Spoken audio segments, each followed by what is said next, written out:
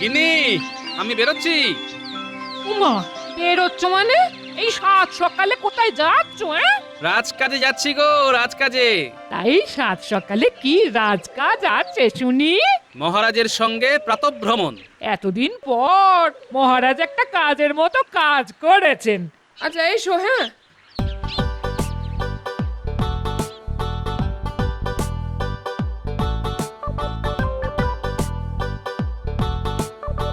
বাহ বাহ বাহ বাহ বাহ, চারিদিকে শুধু সবুজ আর সবুজ। আহা, কত ধান গাছ! সব গাছে যখন সোনা বর্ণের ফসল ধরবে তখন মনে হবে মা লক্ষ্মী যেন সত্যি সত্যি স্বর্গ ছেড়ে এই চাষের মাঠে নেমে এসেছেন। ঠিকই বলেছেন মহারাজ, মা লক্ষ্মী যেন সত্যি সত্যি কৃপা করেছেন এবছর, তাই তো এত ফসল। ঠিক ঠিক বলেছ। তবে আমিও চাষিদের পেছনে একেবারে জোঁকের মতো পড়ে আছি, যাতে প্রচুর চাষ হয়। দেখেছে, যেই সুযোগ পেয়েছে অমনি নিজের ঢাক নিজেই পেটাতে শুরু করে দিয়েছে।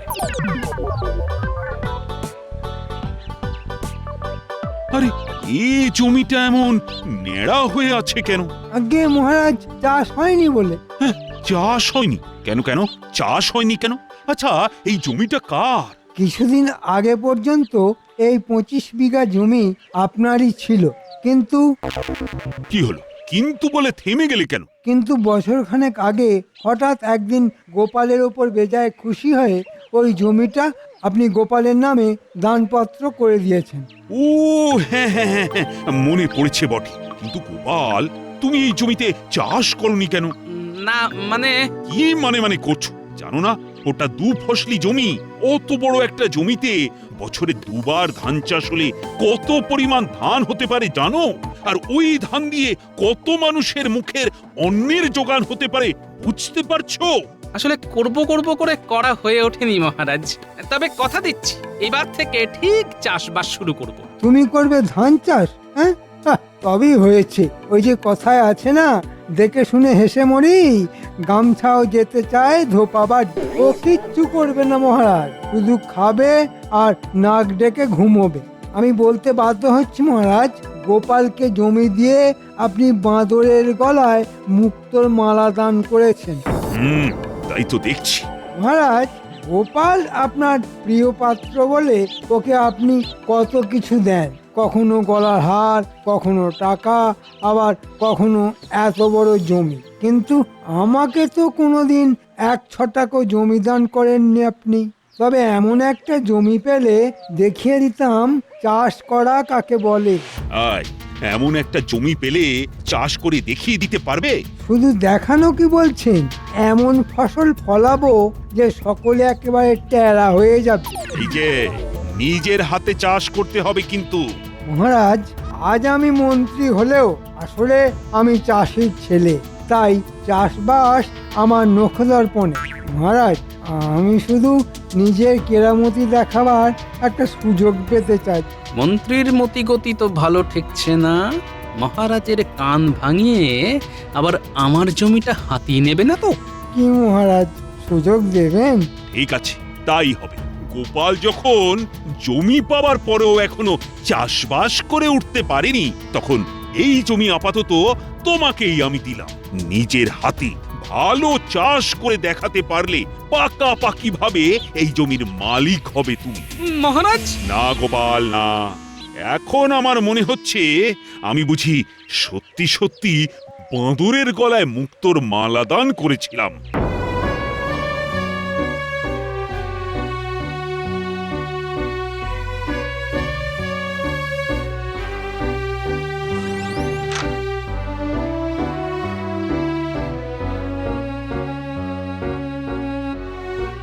কি গো, সকালবেলা ফুরফুরে হাওয়ায় বেরিয়ে এসে অমন গোমরা মুখে ফিরে এলে কেন? সবই কপাল গো গিন্নি, সবই আমার কপাল। মানে কপালের আবার কি দোষ করলো? কপালের দোষ নয়, না হলে আমার ওই 25 বিঘে জমিটা মহারাজ তুম করে কেড়ে নিয়ে মন্ত্রী মশাইকে দিয়ে দেবেন কেন? বুঝতে পেরেছি। জমিটা পাওয়ার পর থেকে তুমি তো একদিনের জন্যও চাষবাস করনি, তাই হয়তো মহারাজ রেগে গিয়ে মন্ত্রী মশাইকে দিয়ে দিয়েছেন না? হ্যাঁ, মানছি আমি চাষবাস করিনি, কিন্তু তাই বলে মন্ত্রী মশাইকে দিয়ে দেবেন? তা না দিয়ে কি করবেন? কতদিন বলেছি ওগো, নিজে না পারো অন্যকে দিয়ে ভাগ করে চাষ করাও। তা না, শুধু খাবে আর ঘুমোবে। ওই ওই যে কথাই আছে না, যে ঘুমিয়ে থাকে তার কপালও ঘুমিয়ে থাকে। এখন বোঝো ঠেলা যত সব।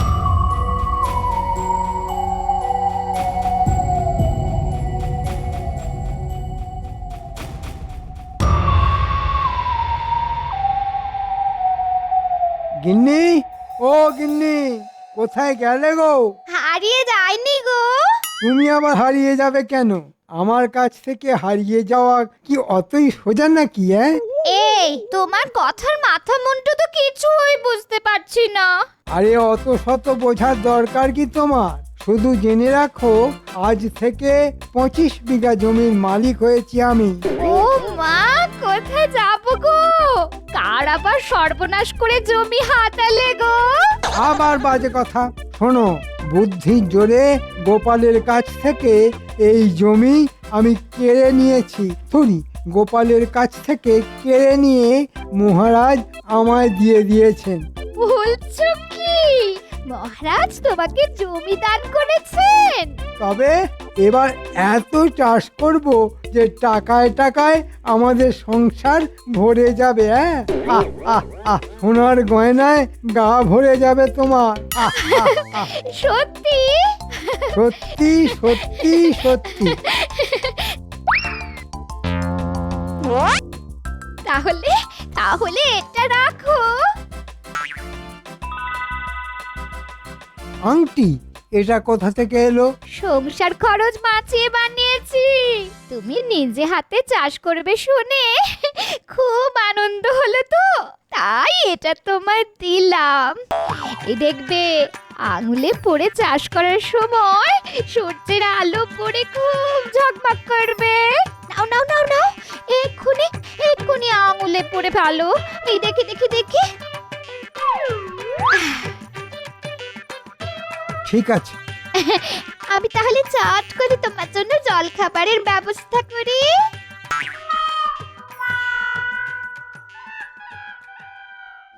বোকা মেয়ে, নিজের হাতে চাষ করব আমি? ছ্যা, হাতে মাটি লেগে যাবে না? আমি চাষ করব কোদাল আর লাঙলের জোরে নয়, আমি চাষ করব বুদ্ধির জোরে। আহ আহ আহ, যাই, গিন্নির জল খাবার বানানোর ফাঁকে একবার চট করে ঘুরে আসি।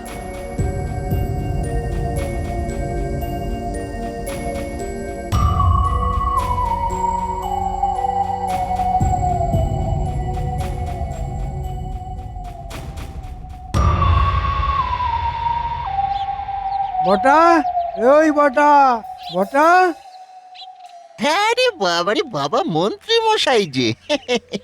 তা এই সকালবেলায় আমার বাড়ি কি মনে করে মন্ত্রী মশাই? কথা আছে। আপনার কথা মানেই তো বিনি পয়সায় খাটিয়ে নেবার ধান্দা। আগে তো কথাটা শোন, তারপর না হয় পয়সা কড়ির কথা হবে। বলুন শুনি, কি কথা?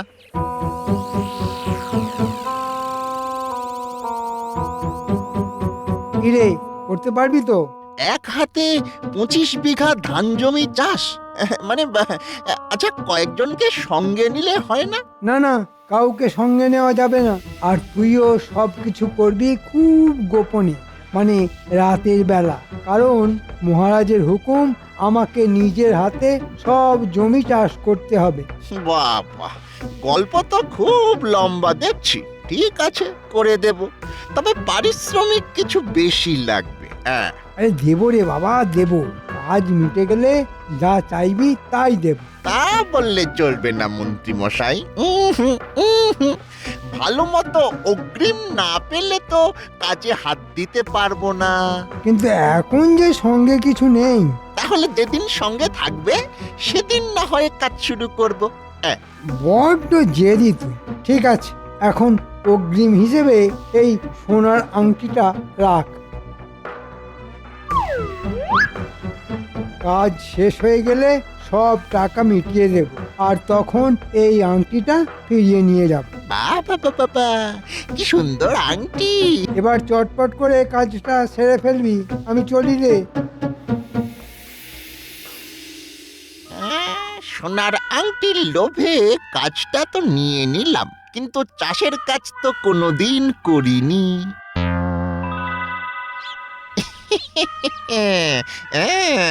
মাথায় এসে গেছে, এই আংটির লোভ দেখিয়ে ঘটাকে দিয়ে কাজটা করিয়ে নিতে হবে। তাহলে যাই যাই, একবার ঘটার বাড়ি যাই। হ্যাঁ,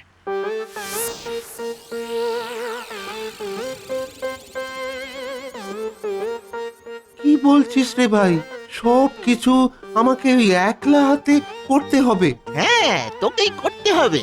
আর করতে পারলে এই দেখ সোনার আংটি, এই আংটিটা আমি তোকে দেব। হ্যাঁ, তাহলে এখনই দে। এখনই? আচ্ছা আচ্ছা, ঠিক আছে, এই নে, এই নে।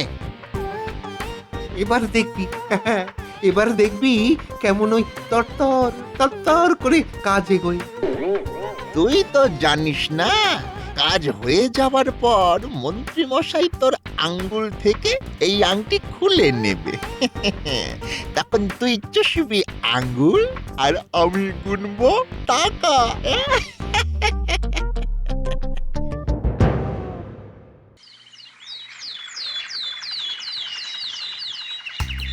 মন্ত্রী কিভাবে নিজের হাতে জমি চাষ করছে সেটা আমাকেও নিজের চোখে দেখতে হবে। আর যদি দেখি মন্ত্রীর হয়ে অন্য কেউ চাষে লেগেছে, তাহলে মহারাজের কাছে নালিশ করে আমার জমি আদায় করে নিতে হবে। এত সহজে মন্ত্রীকে আমি ওই জমি পেতে দেব না। আরে, এই ভোরবেলার মধ্যে অর্ধেক জমির মাটি কোপালো কে?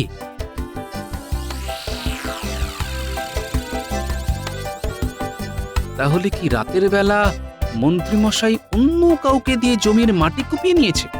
না, কাল আরো ভোরে এসে ওত পেতে বসে থাকতে হবে।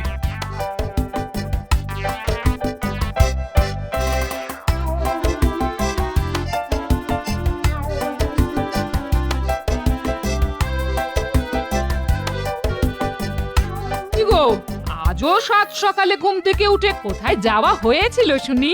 ওই জমির ধার থেকে একটু ঘুরে এলাম। সে তো তোমাকে দেখে হাড়ে হাড়ে বুঝতে পারছি, জমি হাতছাড়া হয়ে যেতে জমির ওপর মায়া যেন উতলে পড়েছে। কে জমি কুপিয়ে গেল, এই রহস্যের সমাধান আমাকে করতেই হবে। আর সমাধান করতে পারলেই ওই জমির মালিক হব আমি। আজ রাতে ওই জমির ধারে যেতে হবে।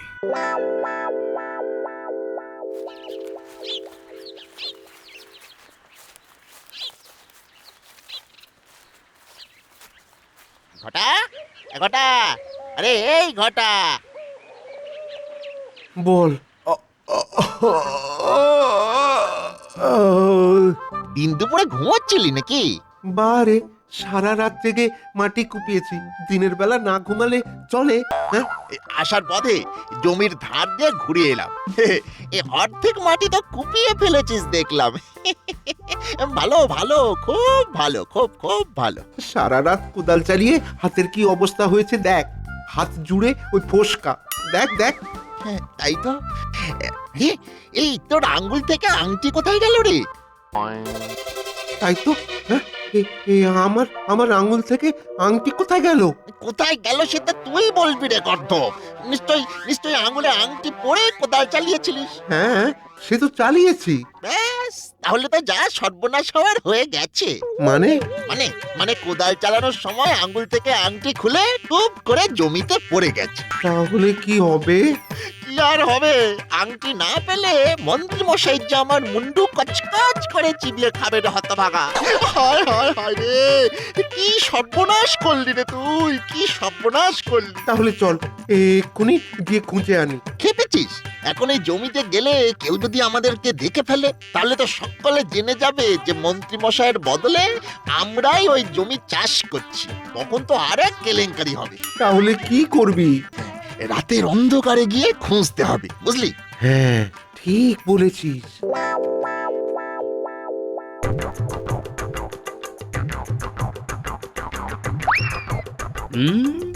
যা ভেবেছিলাম তাই। চাতুরি করে মন্ত্রীমশাই বটা ঘটাকে দিয়ে জমি চাষ করাচ্ছে, কিন্তু জমি চাষের কোনো লক্ষণ তো দেখতে পাচ্ছি না। উল্টে দুজনেই কি যেন খুঁজছে মনে হচ্ছে। দূর তো দূর, এত খুঁজেও তো আংটির হদিশ পেলাম না। তাহলে তাহলে কি হবে? মুখ পোড়া, আংটি পরে তোকে কোড়াল চালাতে কে বলেছিল? কে বলেছিল তোকে? ওরে আমার খুব ভুল হয়ে গেছে রে, খুব ভুল হয়ে গেছে। তুই তো ভুল হয়ে গেছে বললেই খালাস। ওরে মন্ত্রী মশাই তো আর জানে না আমি আমার বদলে তোকে দিয়ে কাজটা করাচ্ছিলাম। এখন জানতে পারলে আমাকে তো কচু কাটা করে ছাড়বে। আহ, এখন সবটা জলের মতো পরিষ্কার হয়ে গেল আমার কাছে। ঠিক আছে, কাল এসে আংটিটা খুঁজতে হবে।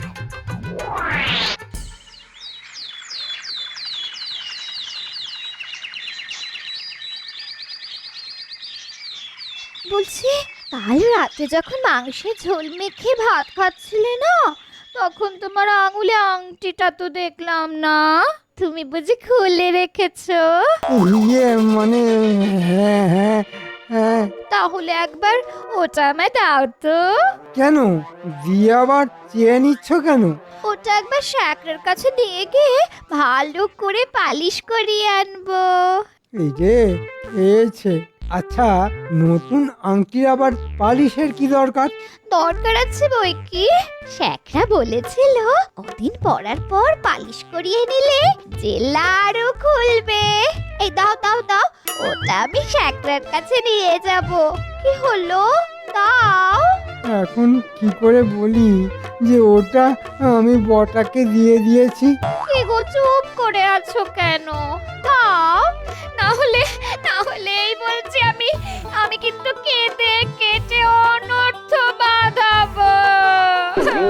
বুঝছো, সামান্য একটা আংটির জন্য কেন কেন কেন থাকবো না আর এ বাড়িতে। ধুর।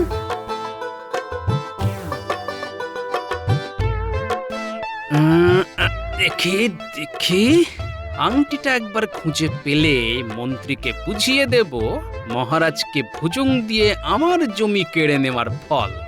আরে কি একটা চকচক করছে না, দেখি তো একবার, দেখি দেখি দেখি। আহ,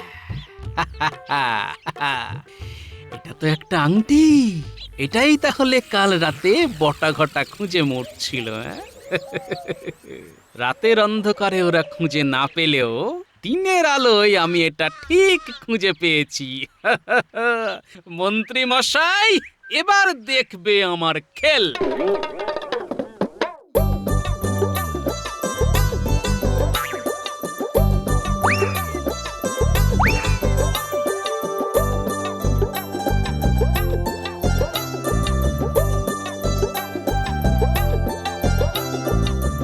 বটা, এই বটা।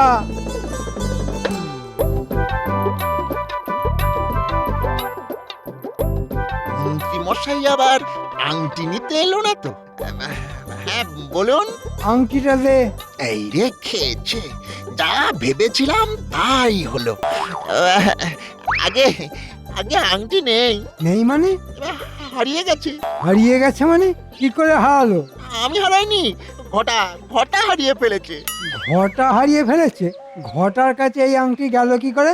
মানে ইয়ে হয়েছে আর কি মন্ত্রী মশাই, ওই আপনি যে কাজটা আমাকে দিয়েছিলেন আমি আবার সেই কাজটা ওই আংটির লোভ দেখিয়ে ঘটার ঘাড়ে চাপিয়ে দিয়েছিলাম। ঘটা সেটা হারিয়ে ফেললে আমি কি করব? ওকে ছাড়া ওকে পাকামি করে ঘটাকে দিতে কে বলেছিল? হ্যাঁ ওরে, এই আংটি ফিরে না পেলে আমার বউ যে আমাকে শেষ করে ফেলবে। ওকে ছাড়া ওরাংওটাং, তোকে তোকে খুন করে ফেলবো আমি।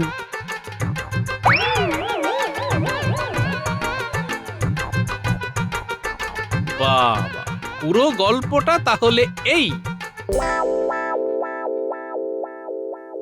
কি হে মন্ত্রী, 25 বিঘা জমি তো পেলে, তা সেই জমিতে চাষের কাজ কেমন এগোচ্ছে? ভালোই শুরু করেছিলাম মহারাজ। প্রথম দিনেই তো অর্ধেক জমি কুপিয়ে ফেলেছিলাম, আচ্ছা, কিন্তু তারপর থেকে আর কাজ এগোয়নি মহারাজ। কেন কেন কেন? সবই আমার কপাল মহারাজ। আপনার বৌমা আমাকে একটা সোনার আংটি উপহার দিয়েছিল, কিন্তু বলবো কি মহারাজ, সেই আংটিটা আমি হারিয়ে ফেলেছি। আর সেই আংটি নিয়ে সংসারে কি অশান্তি কি অশান্তি বলুন। ঘরে এত অশান্তি নিয়ে কি আর চাষের কাজ করা যায়? তা এসব কথা আগে বলনি কেন সেনাপতি? বলুন মহারাজ। লোক লস্কর লাগিয়ে যেখান থেকে পারো মন্ত্রীর আংটি খুঁজে এনে দাও।